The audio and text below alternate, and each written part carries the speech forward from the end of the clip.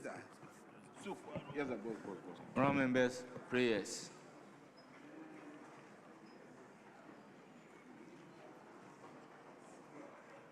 Almighty God, we humbly beseech thee to look with favor upon this Parliament of the Republic of Ghana.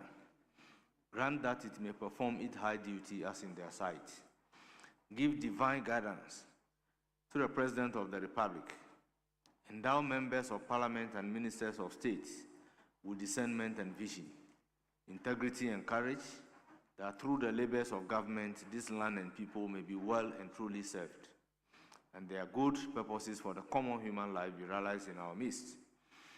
O God, grant us a vision of our country, fair as it might be, a country of righteousness, where none shall wrong his neighbor, a country of plenty, where evil and poverty shall be done away with, a country of brotherhood, where all success shall be founded on service, and honor shall be given to the deserving, a country of peace, where government shall rest on the will of the people and the love for the common good.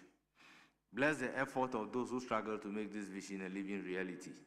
Inspire and strengthen our people, that they may give time, thought, and sacrifice to speed the day of coming beauty of Ghana and Africa. Amen.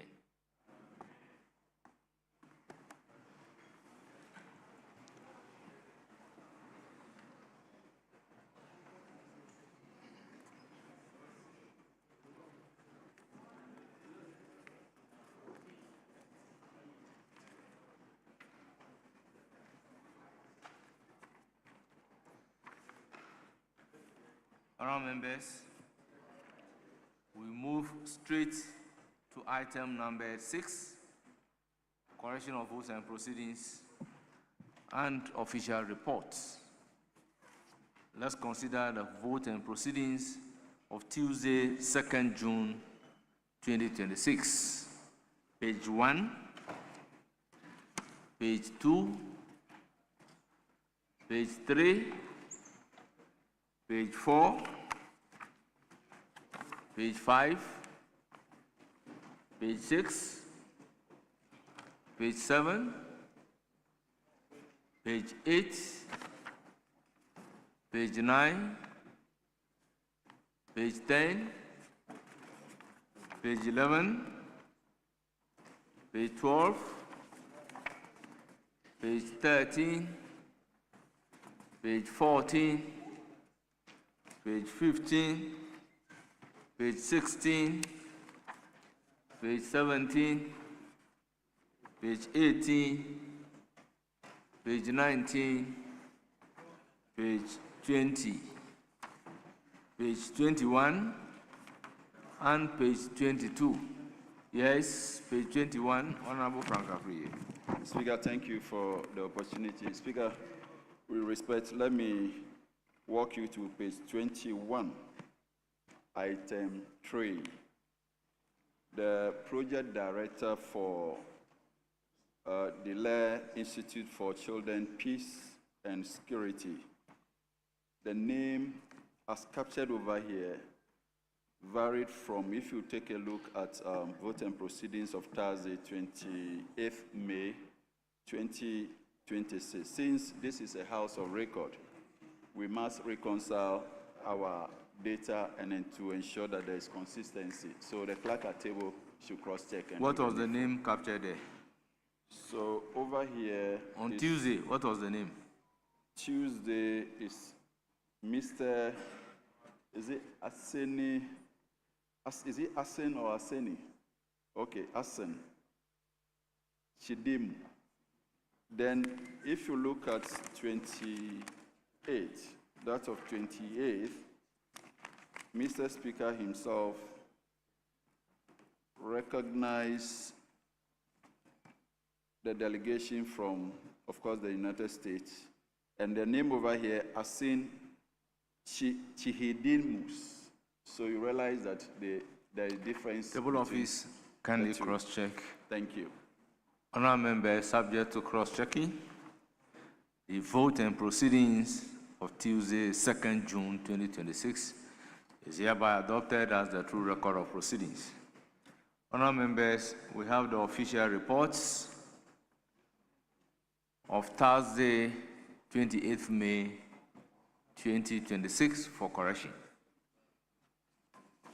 Honourable members, any correction?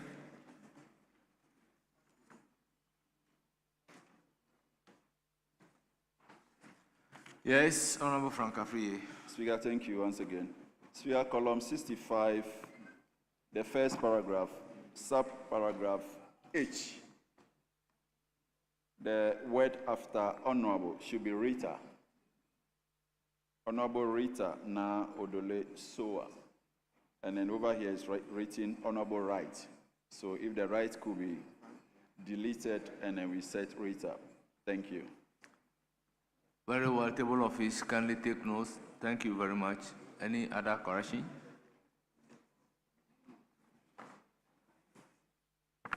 In the absence of any other corrections, the official reports of Thursday, 28th May 2026 is hereby adopted as the true record of proceedings. Honourable members, permit me to acknowledge the presence of our revered guests. One is Secondary Takrady Metropolitan Assembly, led by Patrick Brempon, CA, as a presiding member. From Secondary, they numbered 41. We also have Corey Cretch and Crimson Down School, led by Daniel Kwaku Edu, administrator. They are from Esujaman. They numbered 83. We also have University of Mines and Technology, led by Sylvester Apia Dankwa, leader of Student Parliament. They are from Takwa, Nsoem. They numbered 34. Then we have Odonaye, Nkabum, Kuo. They are Gan West. They are led by James Nkansa, founder. They are from Amasama. They numbered 5. Then we have Ghana National Tailors and Dressmakers Association, led by James Nkansa, pastor, and they are from Trobu constituency. They numbered 45. Then we have Aswansi Technical Institute, led by Mr. Suleiman Dazi, school counselor. They are from Ebura, Asebu, Kwamankasi. They numbered 61. Honourable members, on your behalf, I welcome all of them to Parliament of Ghana and urge them to have a fruitful visit to Parliament. Yes, Majority Leader, do we go straight to questions?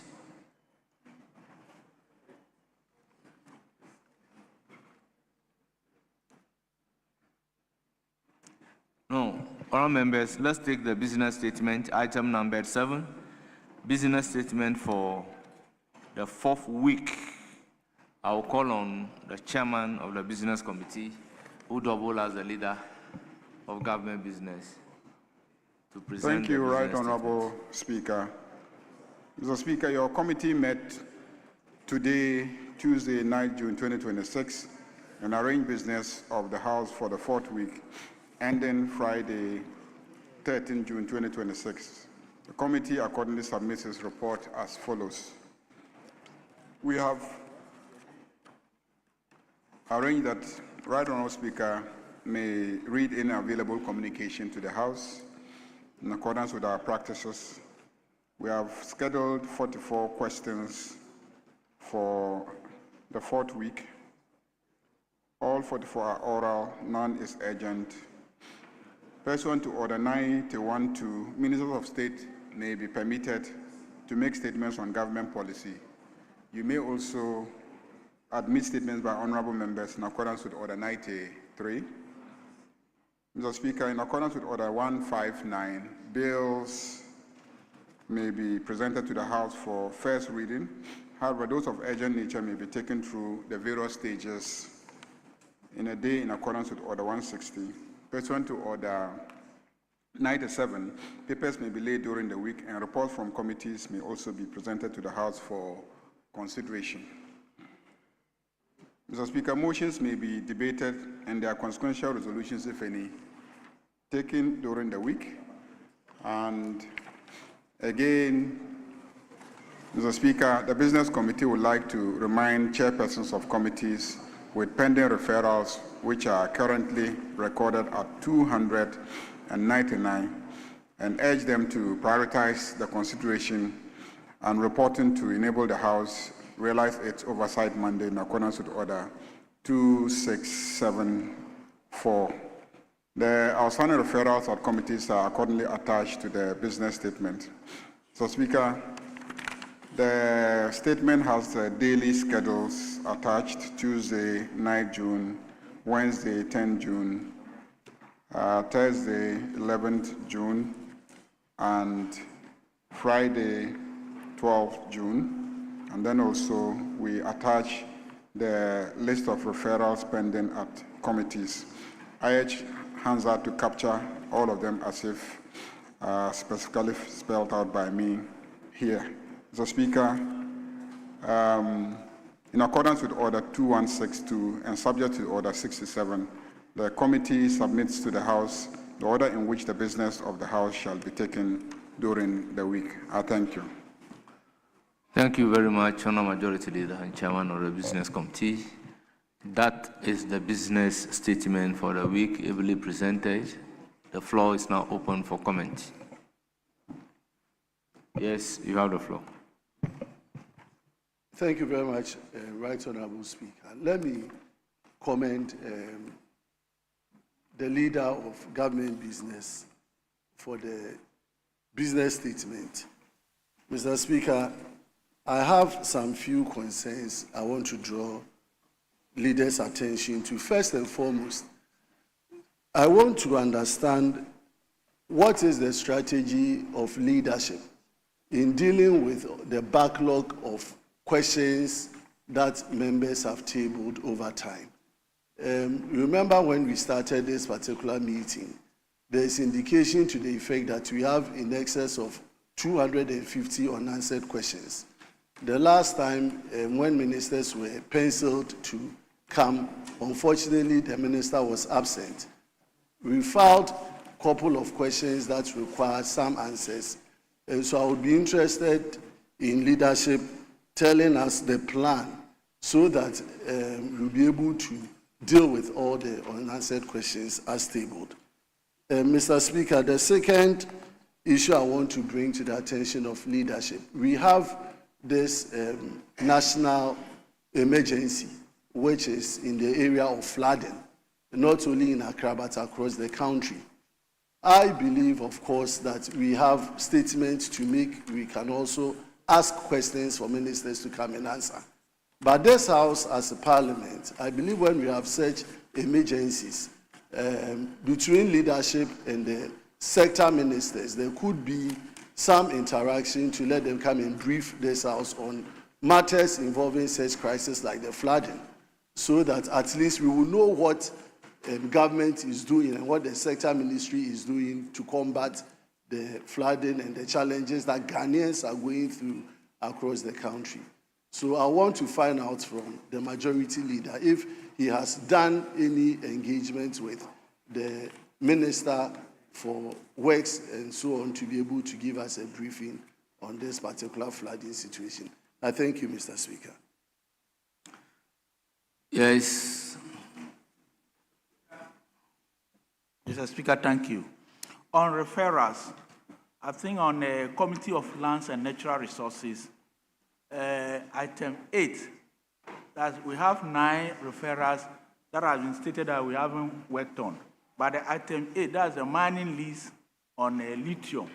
We have already worked on it, and the report was presented, and Parliament rectify the list, but it's still appearing as if we haven't worked on it. I just want to draw the attention of the committee. Thank you.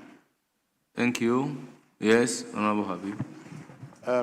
Thank you. Mr. Speaker, I don't know what the minister responsible for communication and digital technology, I don't know why you are just behaving this way this morning. Is it the case that you didn't get the award or you couldn't pay for the award? Maybe if you couldn't pay for Honorable Habib, we are commenting on the business statement. Yeah, Please, Mr. Speaker, I'm time is commenting, but far the minister, I don't know gone. whether he didn't pay Honorable for the award. Habib, time Mr. is Speaker, far gone. I'll move to the entire. Yes. I'll comment on the statement. Okay, Mr. Speaker. Mr. Speaker, Sammy, I don't know why. Whether you couldn't pay 50,000, why are you intimidating me? The Speaker have directed me. Let me work. Is it that you didn't have 50,000 to pay to get the award, and that's why you are not adjudged the best minister? I don't get it. And Mr. Honorable Speaker, Habib, you have been sitting here don't all the push time, me. Mr. Speaker. Mr. With Speaker, all due respect, don't push me in Mr. Speaker, asking you to resume your seat.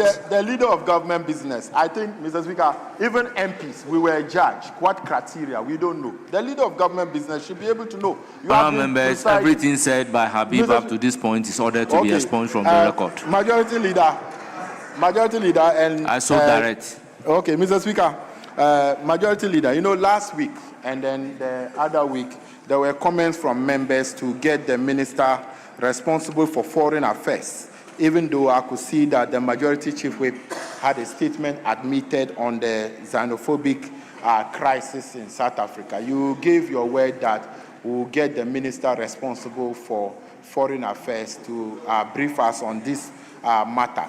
And then if you could try your best, because I understand government is bringing the second batch of the migrants in there, or Ghanaian citizens. And then I also raised an issue that has to do with the World Cup. This morning, the Ghana High Commissioner to Canada, Ottawa, issued a statement to the effect that they want to gather Ghanaians who are living in Canada to be supporters to the World Cup match. You gave me the assurance that the minister responsible for sports could be arranged. And we are aware that the majority side, you were given two slots each for the World Cup. And then that one, nothing happened. They've been denied visas. Your members, they are not happy because they didn't even call some of their nominees. Yes, majority leader. There is pressure in their constituencies on this matter. Honorable Habib, I recognize majority leader. Yeah, Mr. Speaker, I urge you to direct that everything that he has said should be expunged from the records. Mr. Speaker, I don't think that the privileges that we enjoy in this chamber to speak freely should be abused the way that it is being abused. I think that we as leaders must set standards. We are free to speak, but don't get up and misrepresent things. I'm not sure that what you are saying can be proven in any way, and I believe that we shouldn't go in that direction. So, Mr. Speaker, I urge that it should all be expunged. In any case, Mr. Speaker, what has that got to do with the business statement that has been read? So even on the basis of relevance, such statements should not be made by a leader in this House. So I urge you, please, you can ask relevant questions relating to the statement that has been read. I will respond to the various issues raised that are relevant, in my opinion. And so, Mr. Speaker, let's expunge everything that he has said. Yes, majority leader. He has raised an issue. Yeah, You want to respond to the issue? No, he is responding to what I said. And if the majority leader if it is the case that he doesn't want that to be discussed, that is fair. As a leader on the front bench, I will not just make a comment without having basis to that comment. So to say it should be expunged, if actually I'm misleading the House, or if what I'm saying I can't prove it or it's factually incorrect. At Botema, they are screaming them there. I have pictures, I have videos. So if you say we shouldn't discuss it, we shouldn't discuss it. That I will respect. But to say what I'm saying should be expunged, on what basis Honorable should that be Habib, expunged? And I said so over because and over. He was to program the sports minister to over brief and us. over that we have the freedom to speak in this house, but sometimes certain things that we say can be a subject matter of privileges.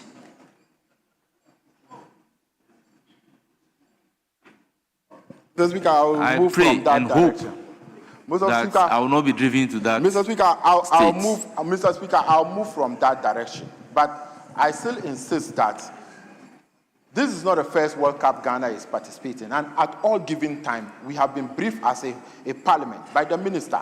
I think tomorrow or 2 days' time, in less than 48 hours, the tournament is starting. Nothing has been said. The president has spoken to this matter that there might not be government-sponsored program. We have asked for this more than 2 weeks for the minister to come here to brief us. Why is the minister responsible for youth and sports running away from parliament to brief us?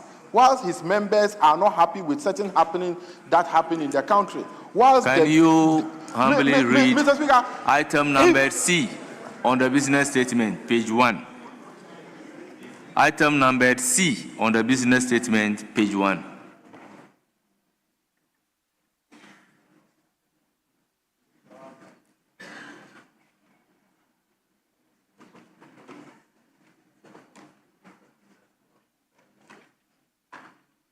Mr. Speaker, it's a follow-up request I made to I humbly ask you to read the item number C.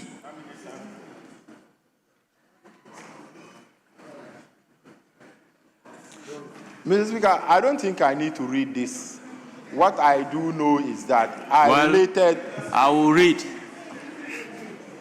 Mr. Speaker, pursuant to Order 91-2, ministers of state may be permitted to make statements on government policy. You may also admit statements by honorable members in accordance with Order 93. So it means that, understanding Order 91-2, ministers will be permitted to come to the floor of this House to come and make statements. So just oppose this with what you are placing on record.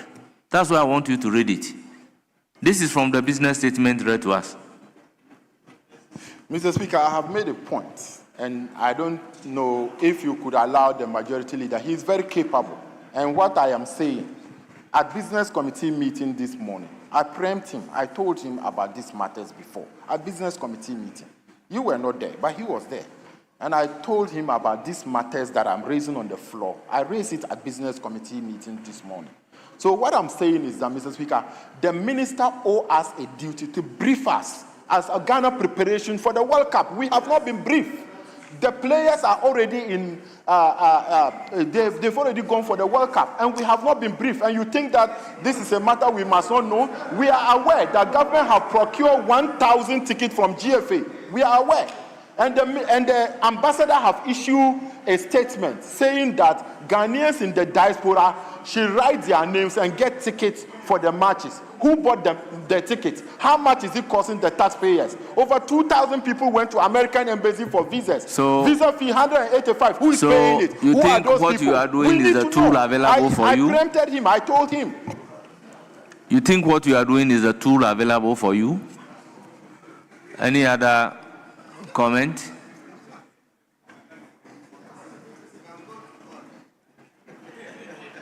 Any other comment? Yes, Majority Leader.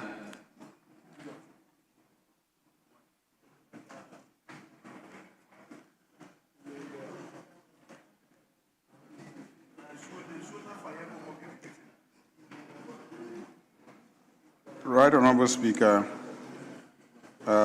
one of our colleagues drew our attention to an item in the schedule in page 8 of the list of referrals, the box 6, item 8 of that, mining lease agreement between the government of the Republic, represented by the Ministry of Lands and Natural Resources, and Barari DV Ghana Limited for the mining of lithium and other minerals at Mankasim.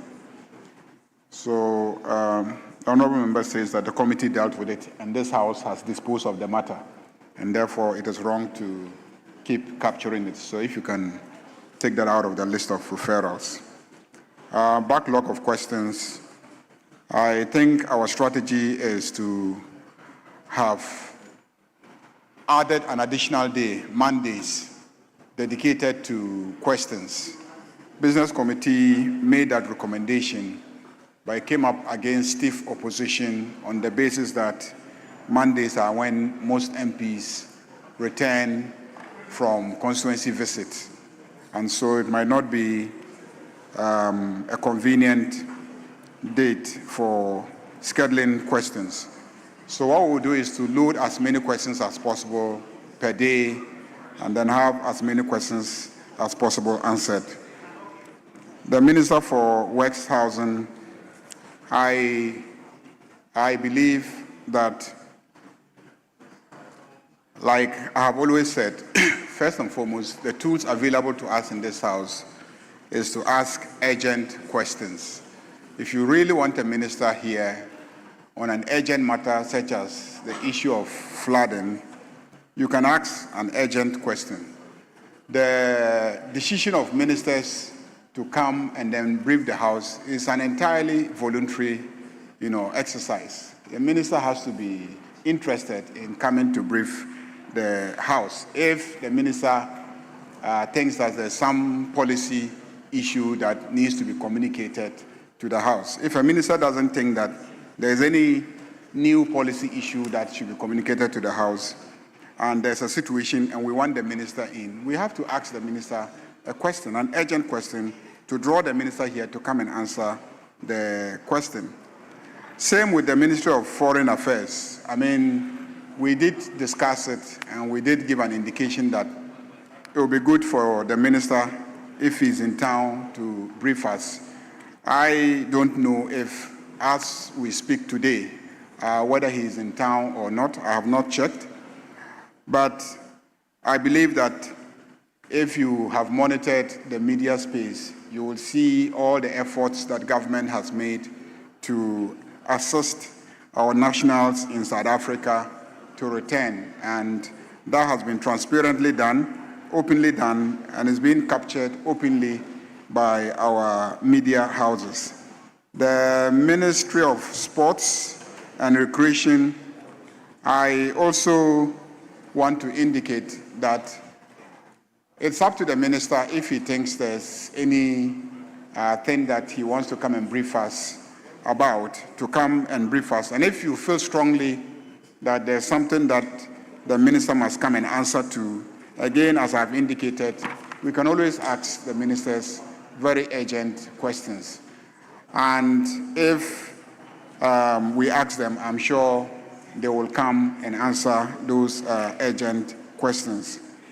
It is not fair sometimes on Fridays, now, today, Tuesday, when we make business statements, then we use the platform to make all sort of allegations, raise all sort of issues, clearly bypassing our standing orders and the rules of procedure of the House. That's why I urge the Honorable Habib to withdraw some of the things that he said.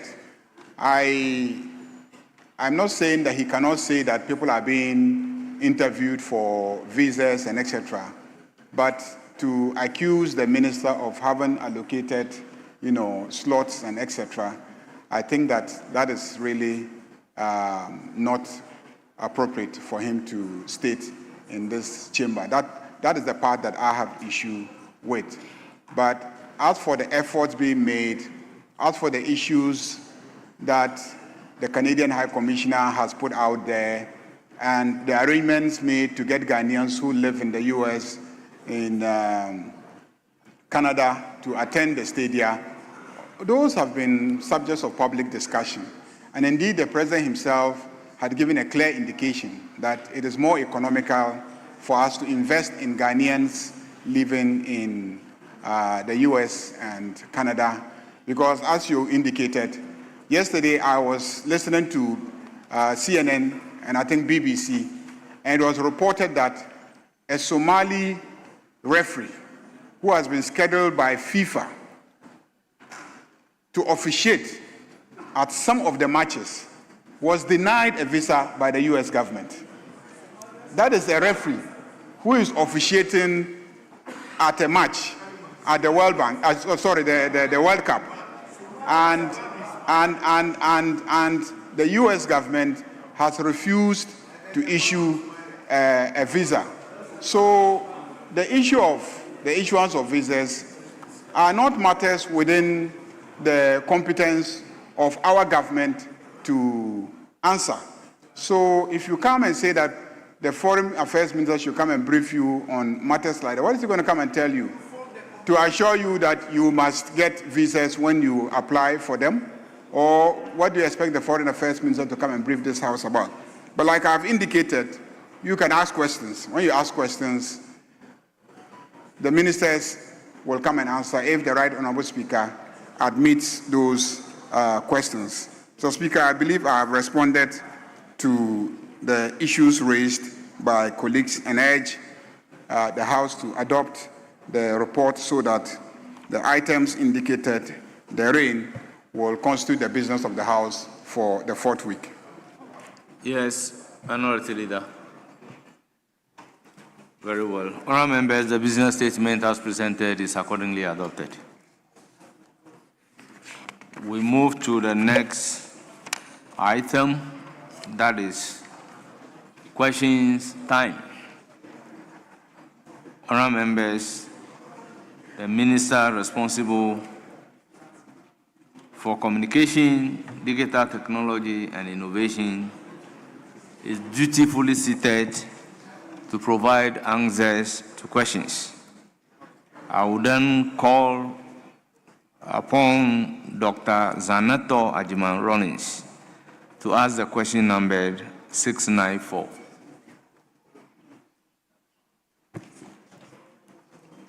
Thank you, Right Honourable Speaker. I rise to ask the Minister for Communication, Digital Technology and Innovations what measures the ministry has put in place to ensure telecommunication companies provide quality services to consumers.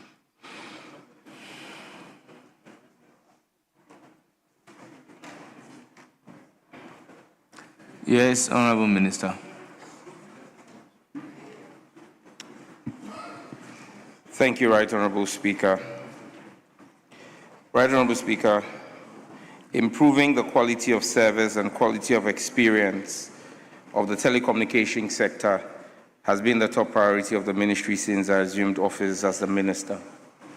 Towards achieving this goal, the ministry, through the regulator, has made additional spectrum available to mobile network operators to host more network capacity and improve service quality.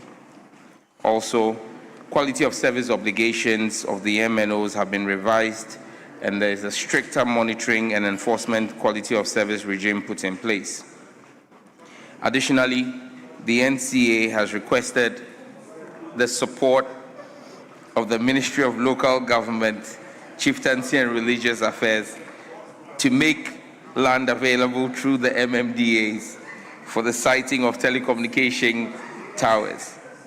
Mr. Speaker, to overcome the indiscriminate destruction of fiber optic cables, Mr. Speaker, I need to seek guidance from you. Just address me. He's blocking me. Please address me.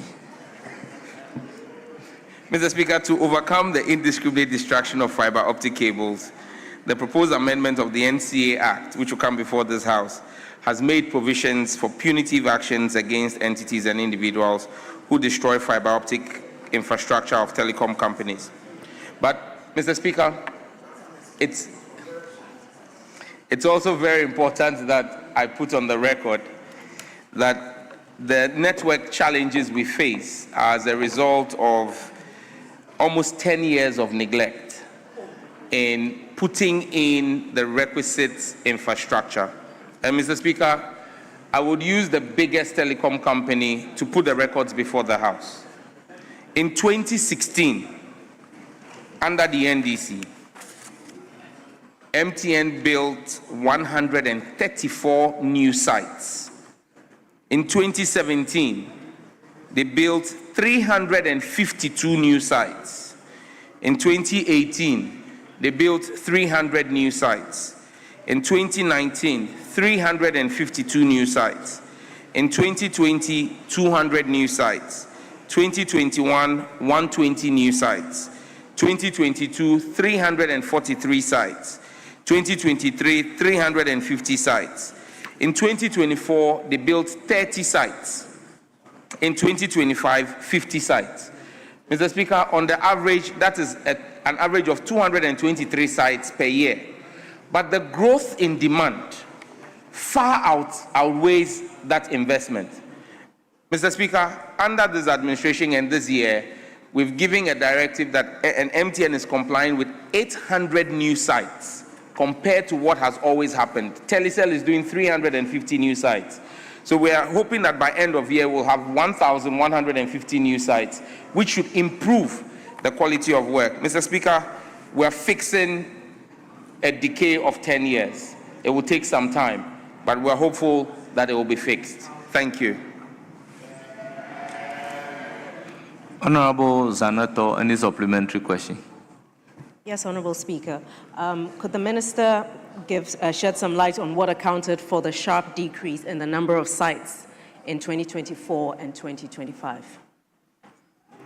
Yes, Honorable Minister. Mr. Speaker, from what is available to me, it was simply poor enforcement from the regulator at the time.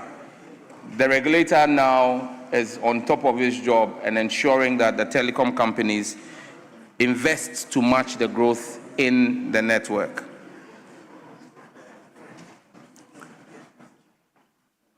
Yes, any further supplementary question? Thank you, Right Honorable Speaker.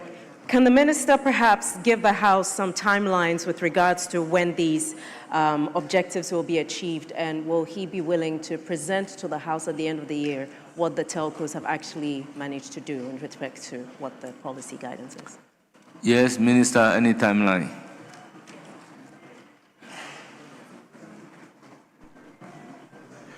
Right Honorable Speaker, the 800 sites that MTN is working on, a number of them have already started. Their site acquisitions have been done. A number of them have actually come up, and the regulator is working with them. The timelines that we've given ourselves at the ministry and the regulator with the network operators is by end of year. And so, Mr. Speaker, I can commit to come and report to the House before the House rises in December on the total number of sites, and we will break it down regionally and per constituency. The 800 sites that MTN is supposed to build will report to the House. But, Mr. Speaker, may I seek your guidance on a matter related to the questions? I received notice from Parliament in March to respond to some questions, and you remember I came here that day to answer the questions. Unfortunately, that's the day that the minority leader gave his famous proverb, and we couldn't answer the questions. I was scheduled to answer them yet last week. I was on official assignment. The majority leader made it known to the House that I was on official assignment. But, Mr. Speaker, my colleagues on the other side who asked the question took to the media and said that I had reneged on my responsibility as minister and ran away. Today, I have come to answer the questions. They have withdrawn the questions. Honorable Matuyundam is sitting in the chamber. He asked the question. Honorable member. Kabiru Tia went on social media. Please, on today's order paper, 2 questions are slated for you. The previous ones would accordingly be programmed for you to come and answer. Mr. Speaker, the reason I'm asking this is because you need Can You I need ask my guidance. That's why I'm saying that for today, 2 questions are programmed for you to come and answer. And that is the limit. The directive was to the effect that the questions that you were not available, we knew you travel outside the country to answer. We directed the clerk at table to reprogram the question for you to come and answer. Do you have any supplementary? Mr. Speaker, I'm just for avoidance Yes, of that any is doubt. my guidance. That's my I'm guidance. just wanting to understand that are the questions withdrawn or rescheduled? Reschedule. Questions are rescheduled. Mr. Speaker, that's not the indication that has come to me. The indication that has come to me from the table office is that they've been withdrawn. Well, that information has not gotten to me. Any other supplementary question?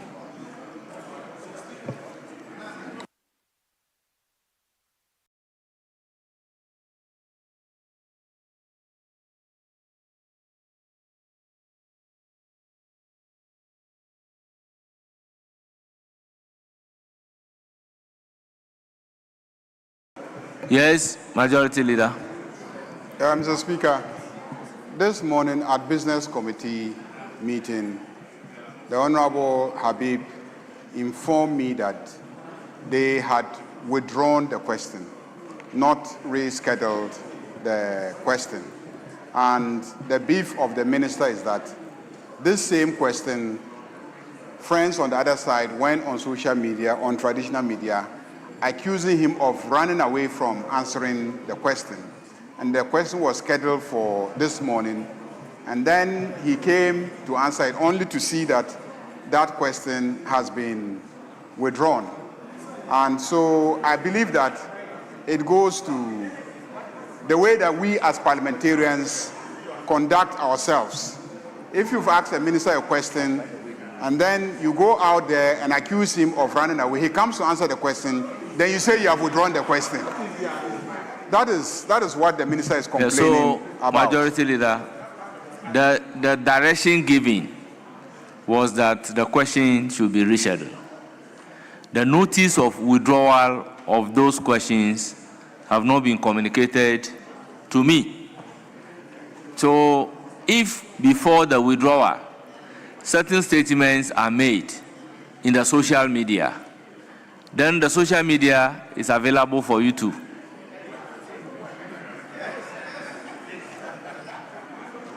Do you have any more supplementary question? Honorable Zanato, you are done. Yes. I have no further So we move to questions. the second question.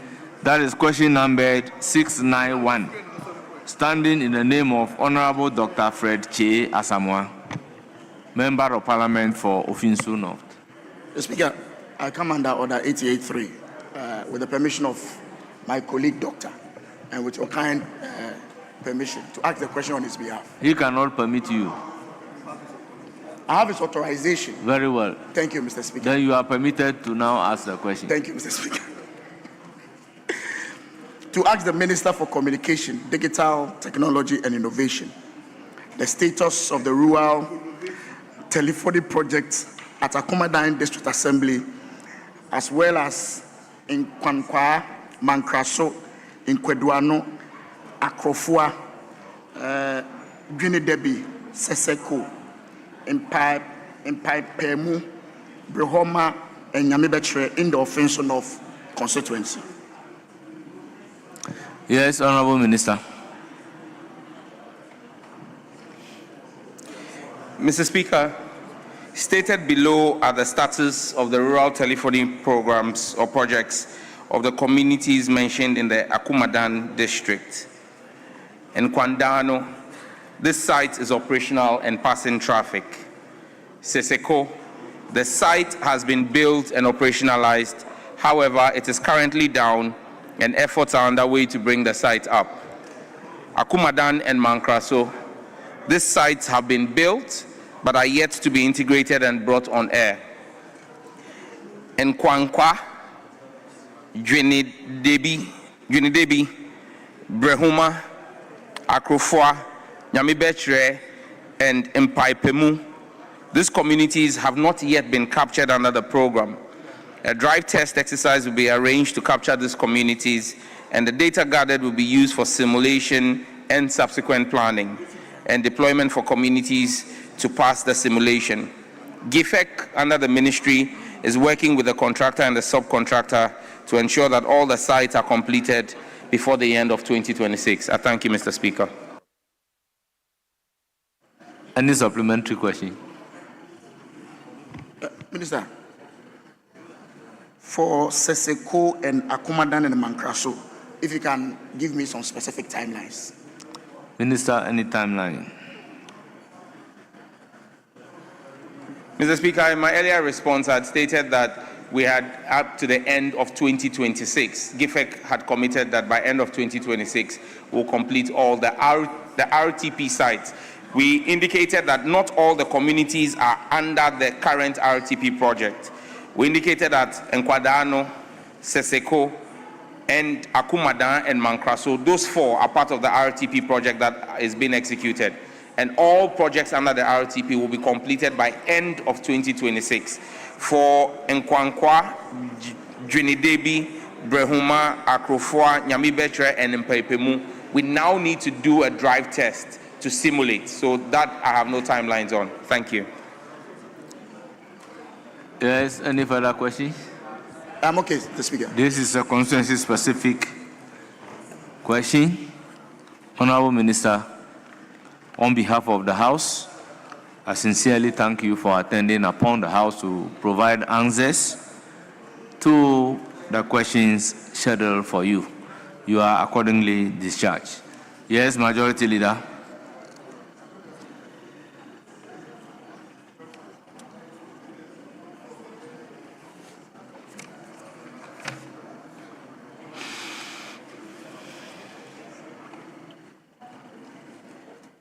Mr. Speaker, I think we will just lay some papers and then we'll do a statement. So, with the indulgence of my honorable colleague who has a statement that he wants to make, if he would grant us leave, Mr. Speaker, we have just 3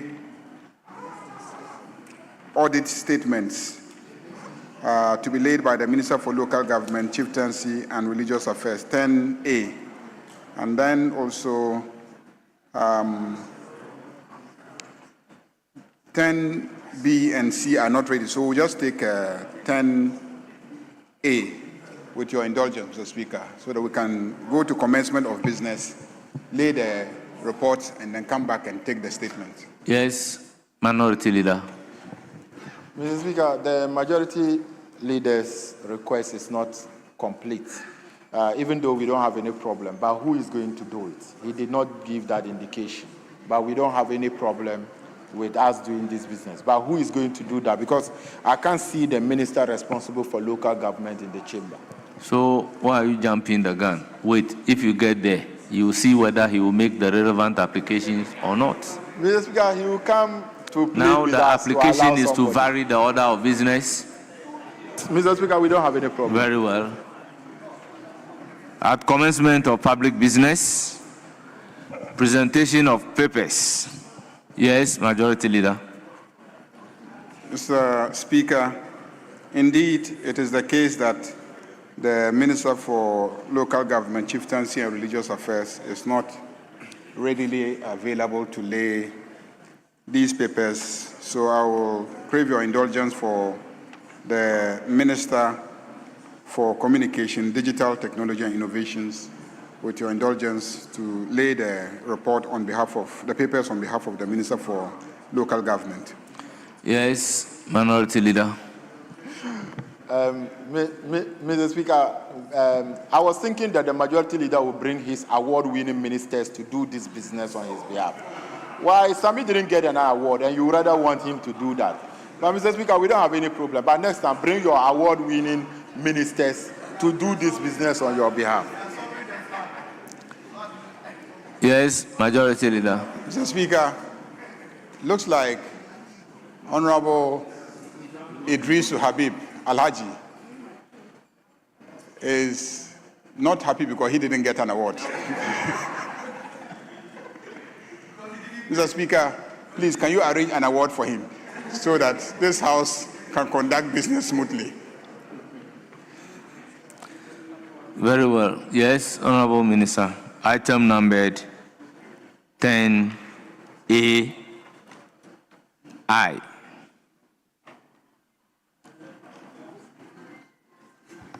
Annual statement by the Audit Committee of the Lankwantana Madina Municipal Assembly for the year 2025.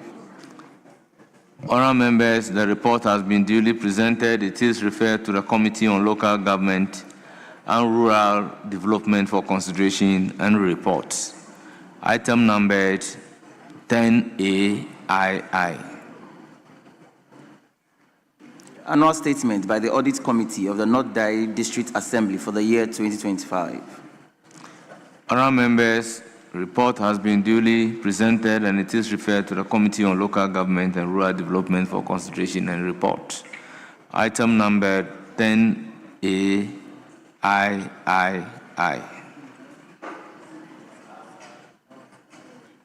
Annual statement by the Audit Committee of the Asunafo North Municipal Assembly for the year 2025.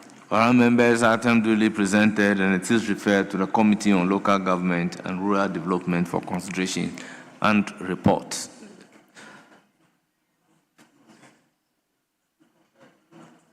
Yes, Majority Leader. Yeah, Mr. Speaker, I am told that items 10C, I, Roman numeral 1 to 4 are all ready for laying. Given that we've been urging the committees to present their reports, when they bring it, I think that we should hasten to lay them.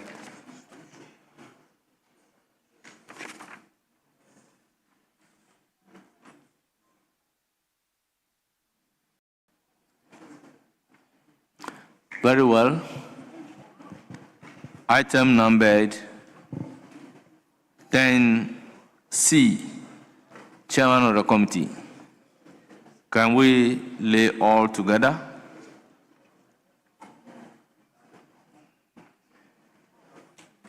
Yes, Mr. Speaker.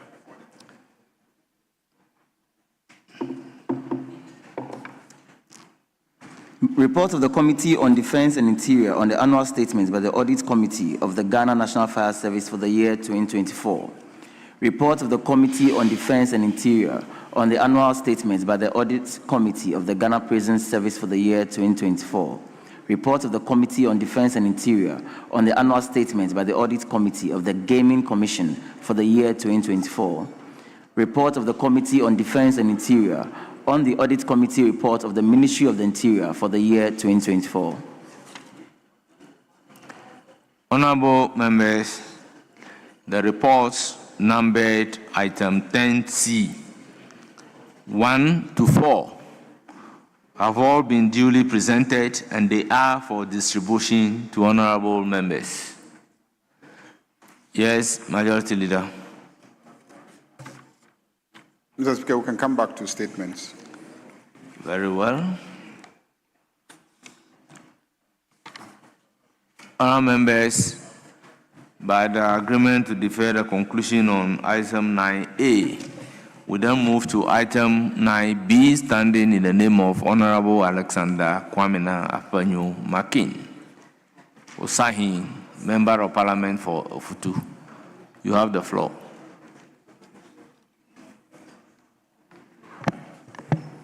Speaker, let me thank you for this treasure space to make this statement on the matter of free speech, civil liberties, and the rule of law in Ghana. Speaker, there are moments in the life of a nation that demand more than politics, moments that call upon us to speak as custodians of something sacred. This is one of such moments. Ghana was built by men and women who believed that truth must be free to speak, that power must be free to be questioned, and that no government, however well-intentioned, holds a mandate to muzzle the voice of the people. What is happening in this country today goes beyond partisan politics. It is a question edged into the conscience of the nation itself about the kind of Ghana we are and whether we still have the courage to remain the Ghana we promised the world would be. Ghana's democracy is among the most celebrated on the African continent. We have earned that distinction through decades of sacrifice, civic vigilance, and unrelenting commitment to constitutionalism. We have weathered coups, transitions, and the painful growing pains of young republic. Each time, we have chosen to return to the rule of law. Each time, we have reaffirmed that the will of the people, freely expressed, is the only legitimate source of power in this land. The right to free expression, enshrined in Article 21(1)(a) of our Constitution, is a birthright. It is the oxygen of democracy. And when that oxygen is restricted, the body politic begins quietly and dangerously to suffocate. Now, the weight of what has happened, Mr. Speaker, it is now a matter of public record that a number of Ghanaian citizens, members of the opposition New Patriotic Party, have been arrested in circumstances that have unsettled civil society, alarmed legal community, and provoked anxiety among the Ghanaian public. We do not use the word anxiety lightly. Anxiety is what people feel when they begin to wonder whether the rules that protect them still apply. When they begin to calculate before they speak whether speaking is safe. That is a profound and dangerous shift in the relationship between a government and its citizens, and it must be named for what it is. Mr. Speaker, let us be very honest about what free speech actually means in practice. Free speech, in its truest and most necessary form, is the freedom to criticize, to dissent, to challenge, and to demand accountability from those who govern. That is its purpose. That is why it is protected. We are mindful that there will be those who argue that the law is simply being applied, that no one is above the law, and that the arrests in question are matters for the court to resolve. We do not dispute the authority of the courts. We do not question that the law must apply equally to all. But we also know, as students of history and as people who have lived in this country through its many seasons, that the law can be technically applied and fundamentally abused at the same time. Now, let me deal with what is at stake. Mr. Speaker, some may wonder why this House should concern itself so deeply with the arrest of a number of individuals. The answer is that we are here for the principle, because the principle, once compromised, does not stop at a handful of arrests. It proliferates. History on this continent has shown us with painful clarity how the erosion of free speech begins. It rarely begins with the silencing of everyone.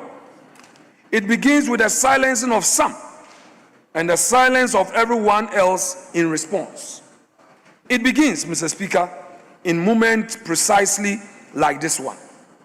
Mr. Speaker, Ghana has built its reputation painstakingly. We are looked upon across Africa as a model, a proof of concept that democracy can take roots and flourish on this continent.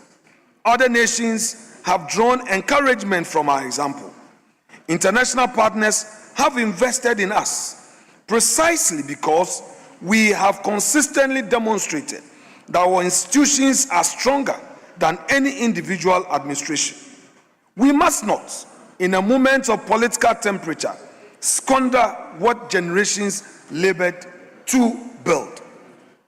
History has taught us at great cost that the suppression of political speech has never served this nation well.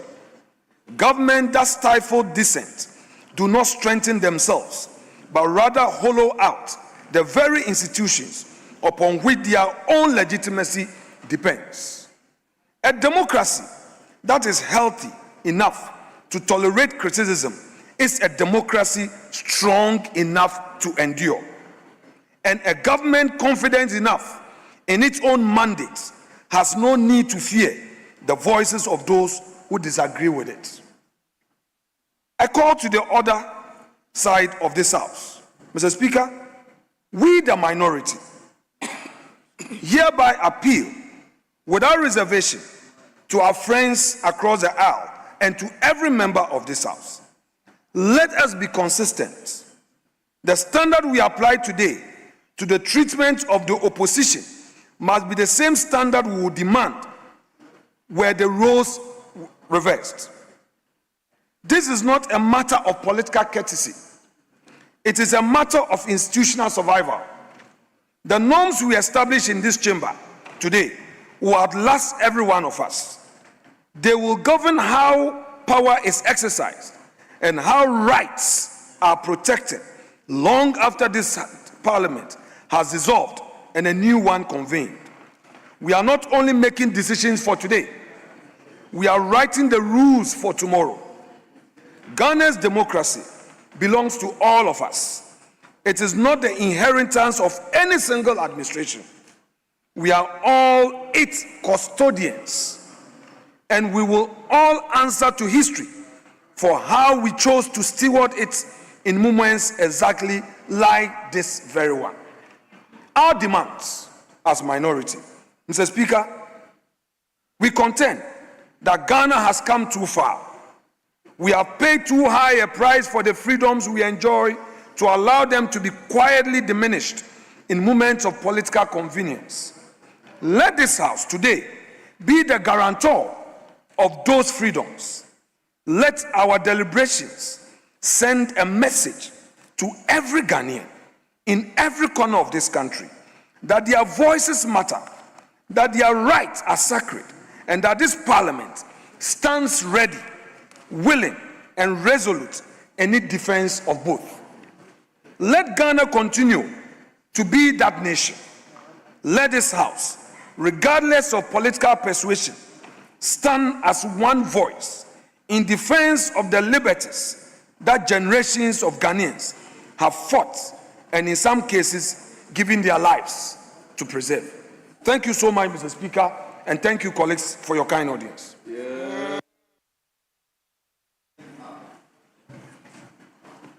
Yes, we, majority and minority, we agree on 2-2. Is that still standing, Majority Leader? Yes.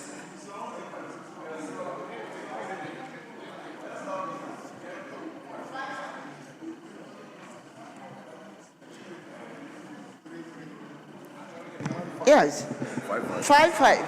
I think. 4 and then 1 on leadership. So if 5-5, how many statements can we take today? Plus leadership. Honorable Patricia Piaget, if it is 5-5, Yeah. how many statements can we take today? 2. We are taking 2 statements. Yes. So 5 So 5-5. It's fine. Yes, 5 Yes, is it- 25, it- 25. oh, It's just 50. No, I don't think so. 4 plus 1. The leadership. Pardon? 5-5. I think 5 minutes comments were not. Please, I think people are very much interested in the subject. So let's give them the opportunity to express Honorable themselves. members, I believe Thank you. if one person is speaking for 5 minutes and we are taking 5-5, that is 10 people. By 2 statements, we should be going beyond 2 hours. We can operate within an hour.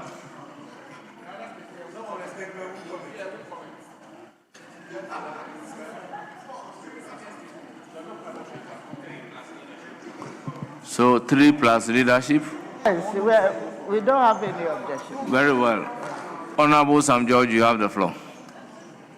You are speaking for 5 minutes. Thank you very much, Right Honorable Speaker, and I want to thank the Minority Leader for Timekeeper. the statement that he has made. In fact, just this past weekend, myself and the Minority Leader were at the Ghana Journalists Association World Press Freedom Day. Mr. Speaker, it's important that we put in perspective where we sit as a country.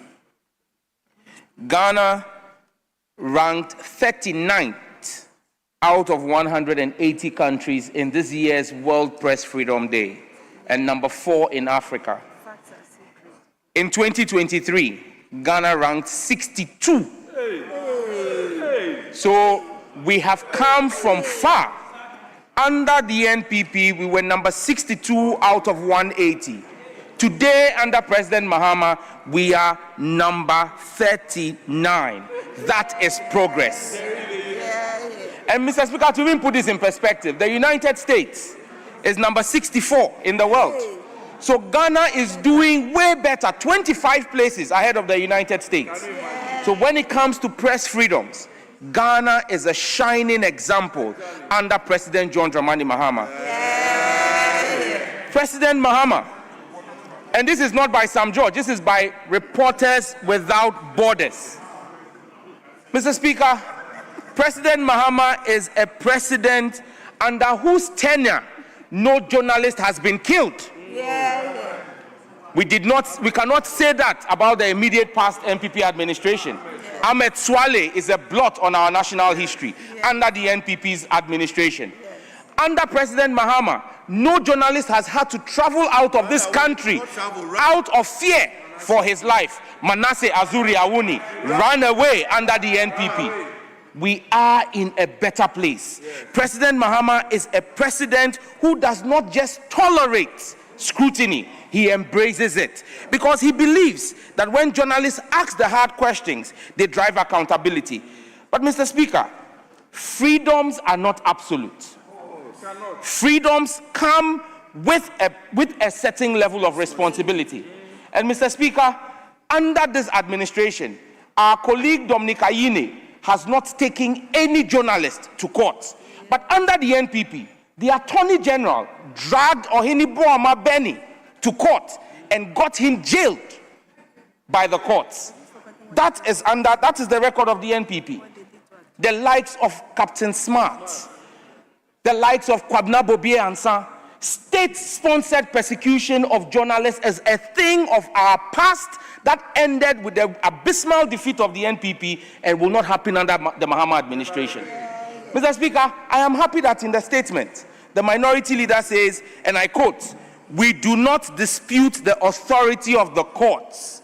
That's very telling, because just a few days ago, he said he would disrespect the circuit court judge, and he will repeat it and disrespect that judge. I am happy that today he has come to respect the authorities of the court. Keep his time. Let me recognize Honorable. Mr. Speaker, with respect, you have a reputation of calling people to order when they go outside of the rules. Mr. Speaker, with respect, the colleague is misquoting me for his own convenience. I would want to urge upon you to direct him to withdraw that aspect of the submission. Mr. Speaker, if he wants to refer to a statement I've made, he should read it in full. What he has said is not what I've said. That is my submission to you. Yes, Honorable Minister, take note, do the needful. Right Honorable Chair, I paraphrased the comments of the Minority Leader, and he said, please just do the needful because of the time. Which is to he withdraw said what he said. that was not what he said. He's insisting you read his statement in full. Right Honorable Speaker, and reading that statement in full would have taken all your time. Yes, so just which withdraw and let's make but Right Honorable progress. Speaker, if you ask me to withdraw that, he who alleges must prove. The burden of proof is on him to show that what I have said is not what he said.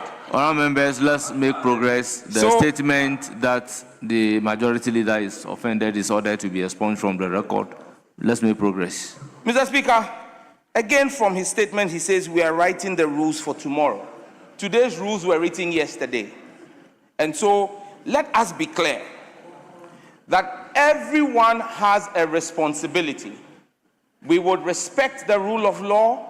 We would ensure that the rights of citizens are protected under the Mahama administration, but citizens have a responsibility.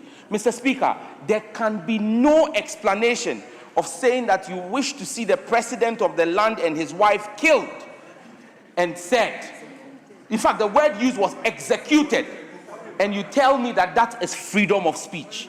Mr. Speaker, that cannot be freedom of speech.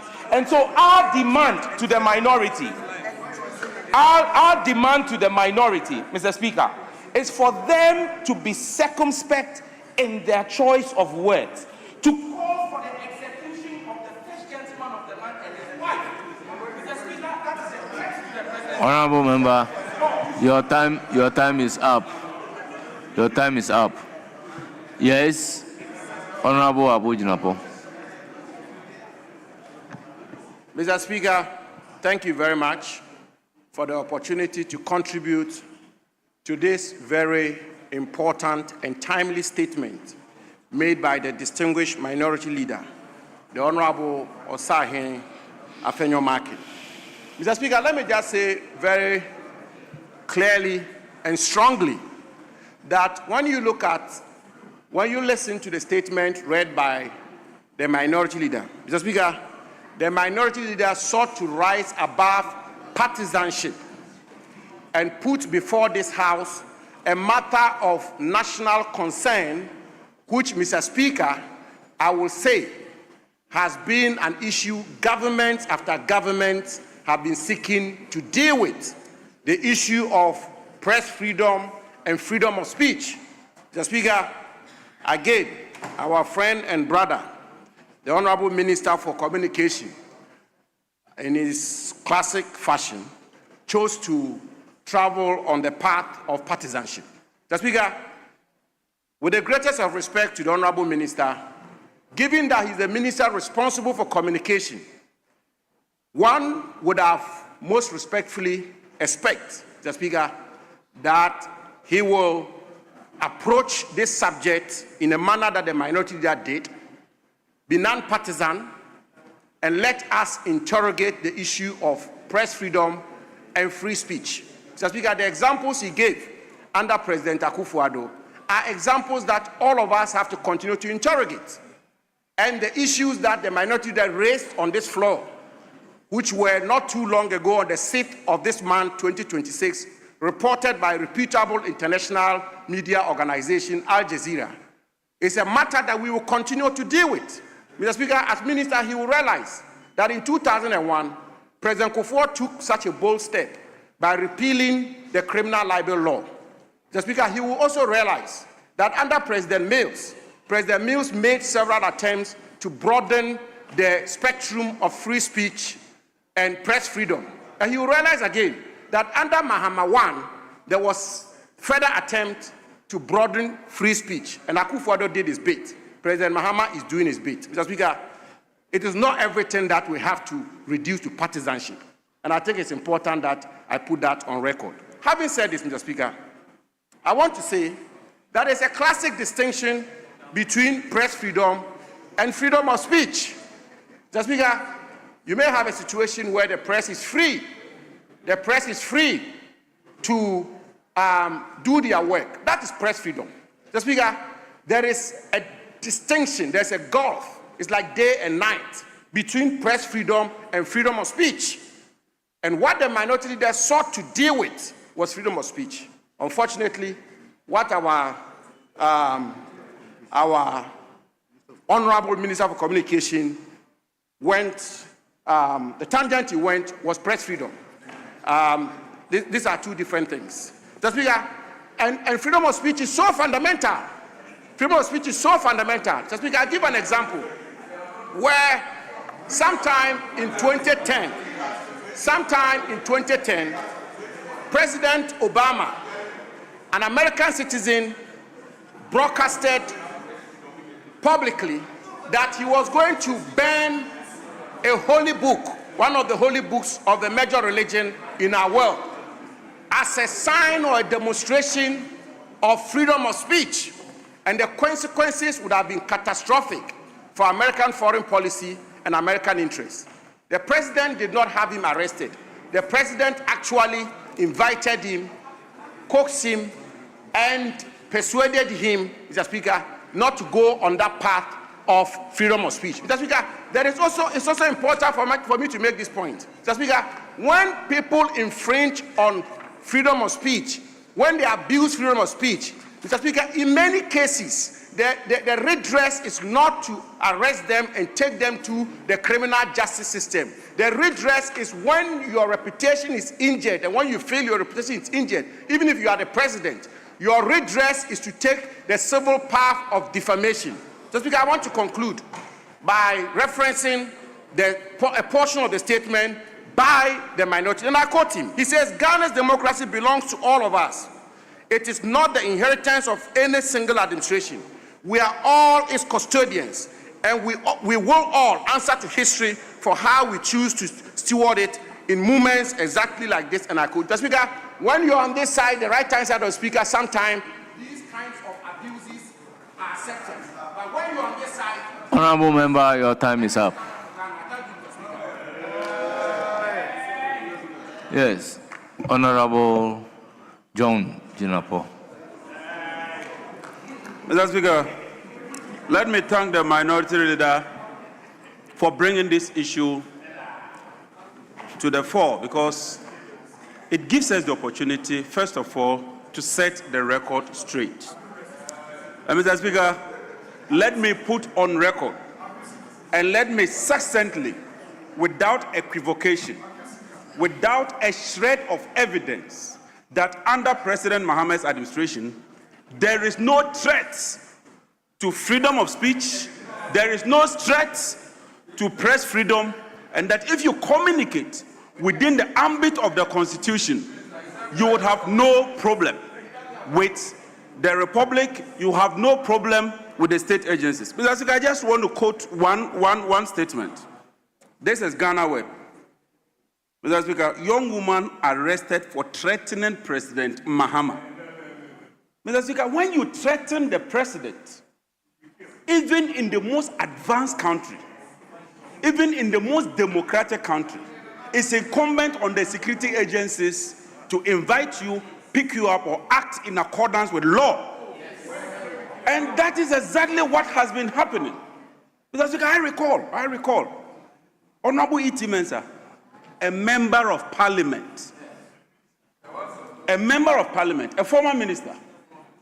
He did not threaten the president. He did not threaten the state.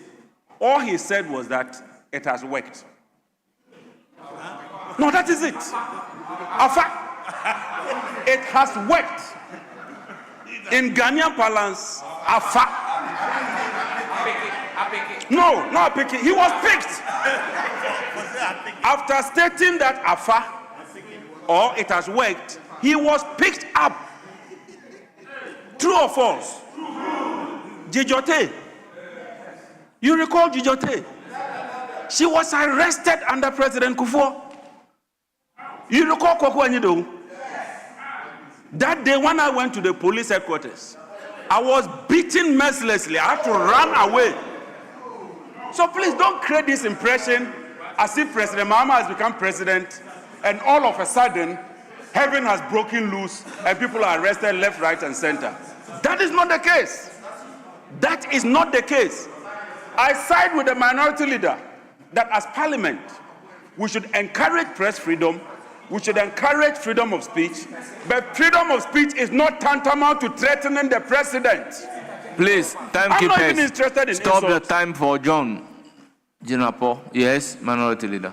Speaker, with respect, the Honorable Minister for Energy and Green Transition is so well respected by this House. Mr. Speaker, for him to go on public record to say that he was beaten mercilessly. Mr. Speaker, no, Mr. Speaker, Mr. Speaker, Mr. Speaker, Mr. Speaker, Mr. Speaker.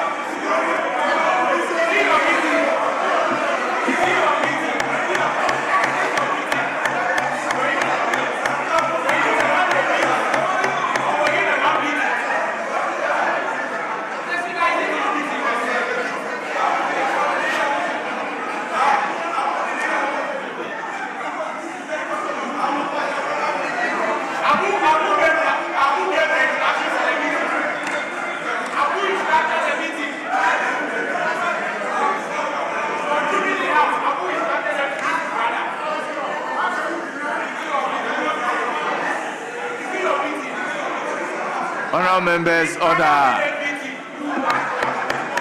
Honourable members, order. Yes.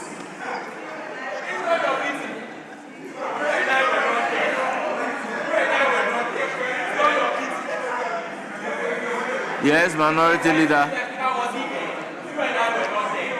Yes, minority leader. Mr. Speaker, I repeat, Honorable Honorable John Jinapo.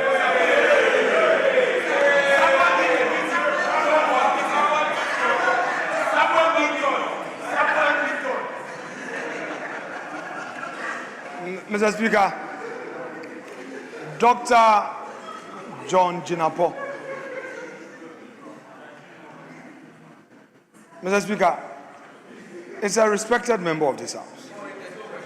Mr. Speaker, for him to go on public record to say that, Mr. Speaker, he was mercilessly beaten without, Mr. Speaker,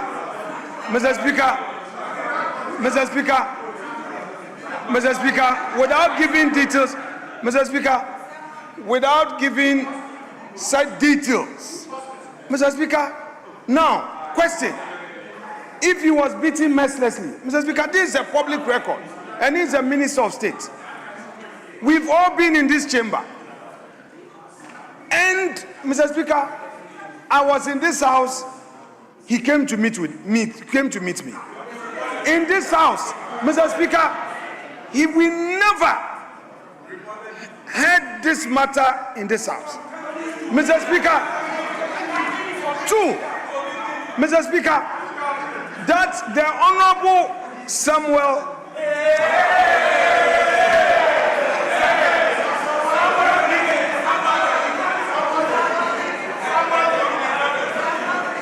Mr. Speaker, that the Honorable Honorable Dr. John Jinapo says that he was beaten and he kept quiet, he kept it to himself, and he never reported. There was no medical report. The matter never came to this floor, even as a member of parliament. And Mr. Speaker, today, Mr. Speaker, if he said it on a lighter note, he should indicate so or withdraw. Mr. Speaker, this is Hansard. I will plead with him. This is Hansard. Maybe you can avoid such exaggeration. But Mr. Speaker, I do not think that it's appropriate for a Minister of State to say something on public records, the existence of which cannot be verified, Mr. Speaker, the existence of such act cannot be verified. The country is hearing of this the first time. And if he's saying it on a lighter note, I would want him to take note, because Hansard does not know your intention. Hansard would only record the words. So, Honorable Dr. John Jinapo, I beg of you, I cannot direct you to withdraw, but I beg of you to do the needful. Honorable Jinapo, you have the floor. Mr. Speaker, this is a very serious matter. And Honorable Afenyomakin, I also respect you a lot. If you look at Wednesday, 28 March 2018, former President Mahama has condemned the police for what he described as their high-handedness response to innocent Ghanaians who massed up at the police headquarters on Tuesday night in solidarity with arrested NDC General Secretary Kwaku Anyedeho. And Honorable Fanyamakin, let me tell you the truth. I was beaten. I'm not kidding. No, I'm not kidding. Look, I went there that evening to show solidarity because then, at that time, President Mahama had gone to the CID headquarters to observe what was happening. And when we messed up, I recall this COP Kwesi Fore was his name. Yes, he came with the men. They started pouring hot water, that water with a chemical. They started pouring, and they started beating us. I'm being frank with you. I had to run away that day. This is on record. So when I stand here to make this statement, that we're beaten, it is true. We were beaten. Stop the time for John Jinapo. Please stop the time. Honorable members, let's have some order. Let there be order. Honorable members, let's have some order. Samuel Jinapo, please resume your seat. Please resume your seats. Honorable members, order. You now have the floor. Honorable Jinapo. Mr. Speaker. John Jinapo, you have the floor. In concluding,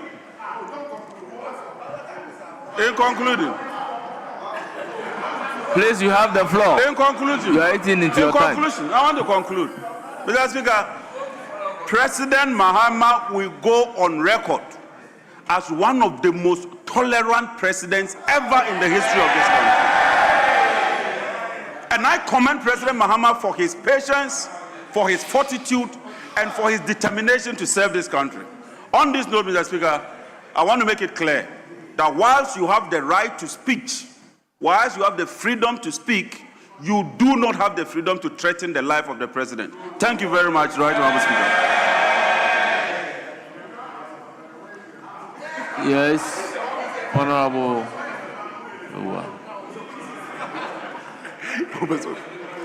Thank you very much, Mr. Speaker. And Mr. Speaker, I want to commend the venerable minority leader for such an insightful statement. Mr. Speaker, his statement highlights our reality. Our reality is one of abuse of the powers of arrest and indeed the court's power or discretion to grant or refuse bail in respect of cases involving persons alleged to have spoken in a manner that... Honorable member, matters within the judiciary, let it lie there. Please. Mr. Speaker, indeed, that is our reality. On the 29th of January 2026, the Ghana Journalists Association, in a press conference, raised alarm over escalating attack and threats against journalists. That is our reality.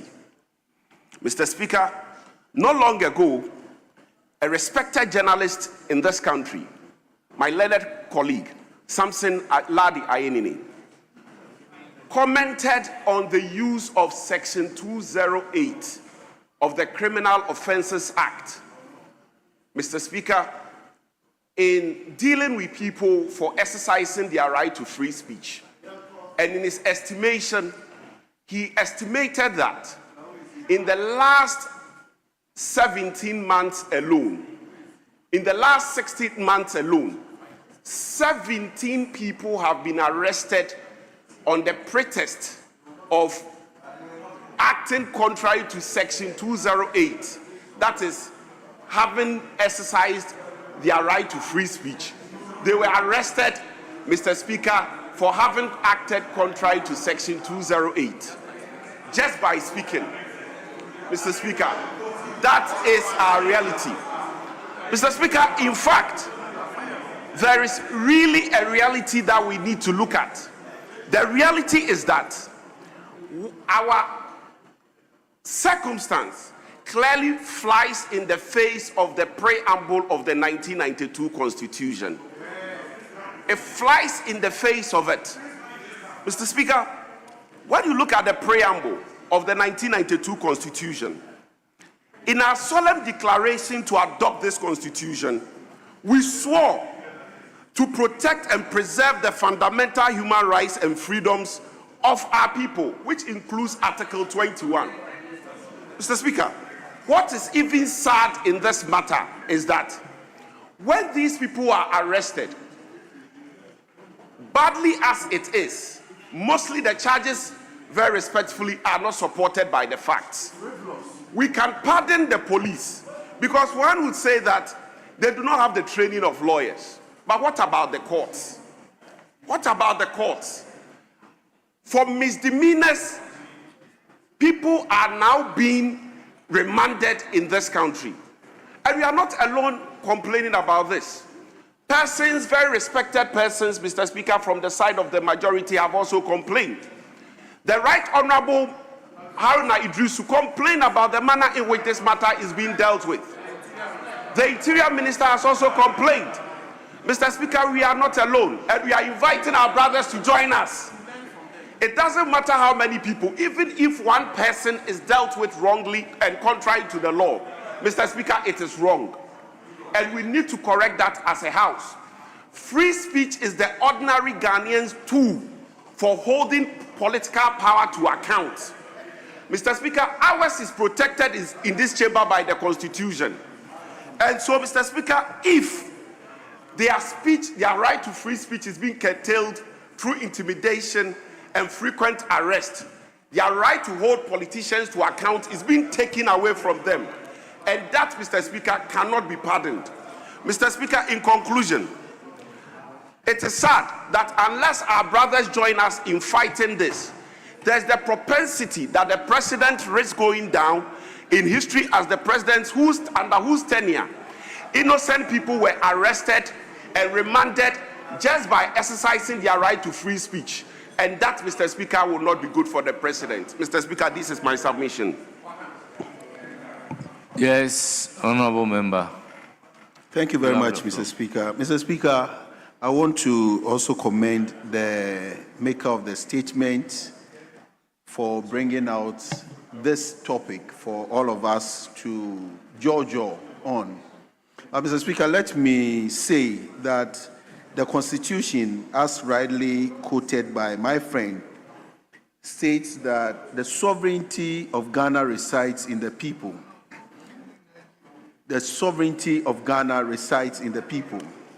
And the preamble says that in the exercise of our natural and inalienable rights to establish a framework of government which shall secure for ourselves and posterity the blessings of liberty, equality of opportunity, and prosperity. Mr. Speaker, this Constitution gives us that right to exercise whatever we have to do in the state for the benefit of ourselves and for the benefit of posterity. Mr. Speaker, I was expecting that instead of talking about free speech, we should talk and hammer on irresponsible speeches. These are the speeches that we should, as a people, as leadership, rise and speak against. Because this is something that, Mr. Speaker, you heard my learned friend talking about the fact that innocent people. It is these people who see themselves as innocent who are churning out hate speeches, churning out irresponsible speeches, and they get people to support them. My Lord, reading the statement of the minority leader, it reminded me of the Whig historians who were willfully one-sided in coming out with their historic facts. Because if you look at it, I was expecting that after we have spoken about enhancing, helping freedom of speech in this state to progress so that the prosperity and the liberty that we are all looking for ourselves and for posterity, for ourselves and the yet unborn would be done, we should ensure that we speak vehemently against people that make speeches that are wanton disregard for elderliness, wanton disregard for the dignity of others, wanton disregard for the respect that this nation is noted for. So I, Mr. Speaker, would say that when we talk about, my brother was talking about Article 21. In fact, Article 21 says that freedom of speech and expression includes freedom of press and other media. So it is wrong, it is not proper, it is not true that freedom of speech is different from freedom of the media. It includes. If you look at the freedom of the press, it includes. And when we talk about freedom of the press includes the media. It includes the media. So, Mr. Speaker, let me say that all of us, in fact, as I indicated earlier, all of us should come together. This nation has come thus far. We have progressed gradually. We have solidified our democracy, and that many people see us as an envy.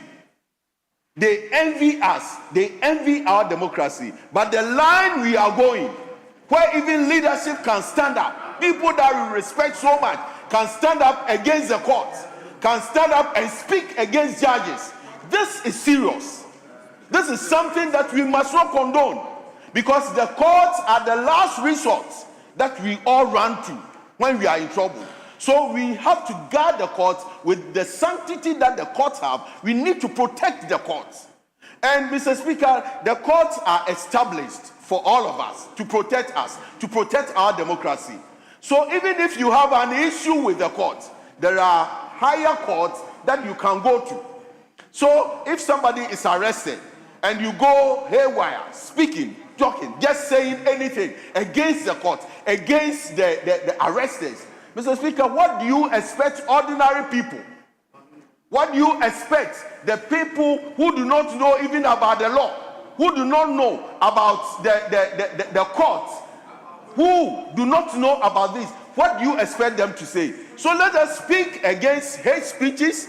Let us rise against people, irresponsible speeches, and that would help our democracy to grow, rather than going this tangent, which is myopically, partisanly, myopically counts for all of us. Thank you very much.